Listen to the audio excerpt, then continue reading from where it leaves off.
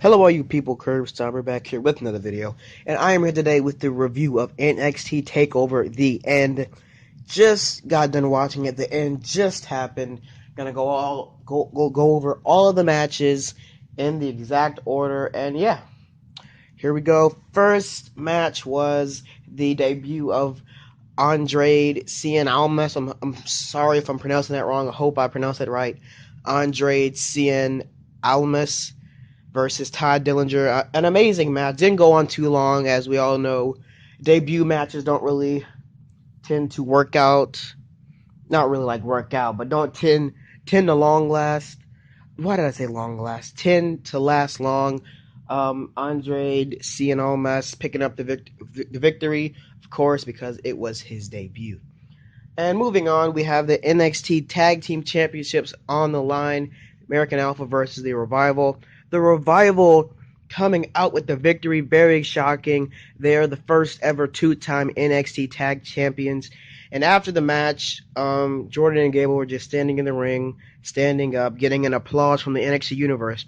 When these two huge guys just come out of nowhere and start attacking them, a whole bunch of cool tag team moves.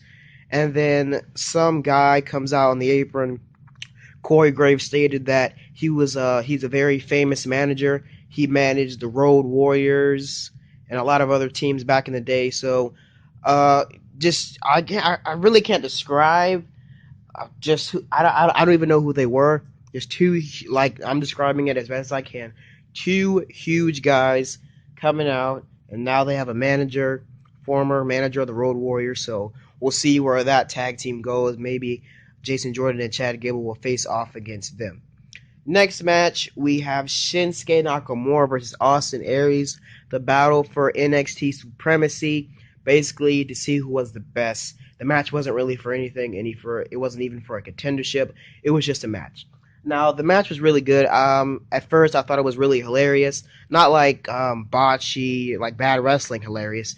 Just when Shinsuke came out, the way he interacted with the entrance and the fans, it was just amazing.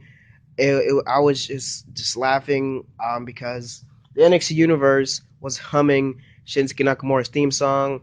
It was really cool, and we all know how Shinsuke says "Bring it on" after he does a little stomach thing where he puts his head there, and Austin Aries did a move, and right after that he said "Bring it on." And then Shinsuke looked kind of mad, and then everybody was like, "Shinsuke is gonna kill you," and I thought that was just absolutely hilarious. The NXT universe is just awesome. I love them. They are just amazing. Now moving on, we have the NXT Women's Championship that was on the line. Asuka versus Nia Jax. I wasn't really there for the beginning of the match. I was there for the middle and the end.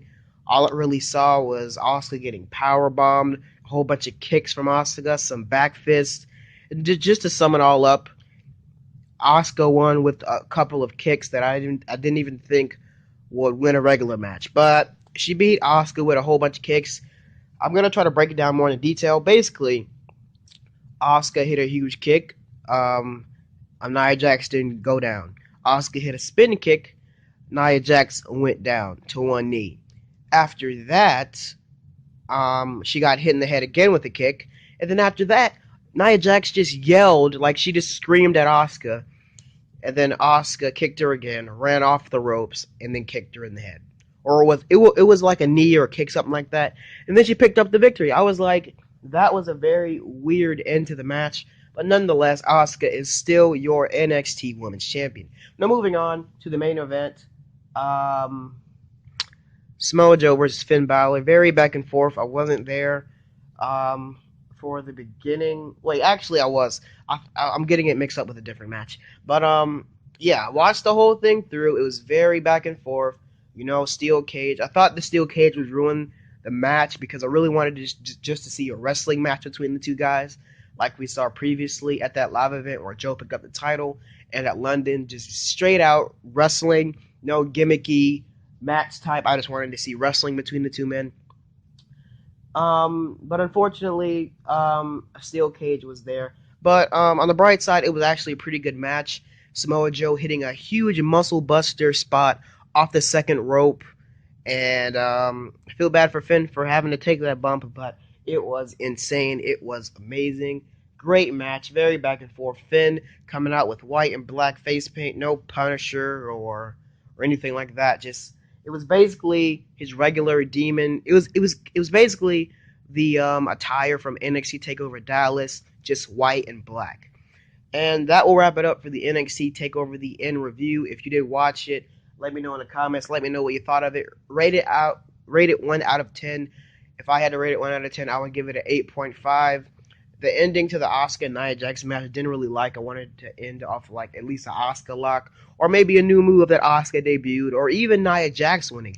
I would have been fine with that, but it's whatever. I'll rate it at 8.5. Let me know what you think down in the comments. I hope you all like and subscribe. Catch you in the next video. Curb Stomper stomping out. See you guys.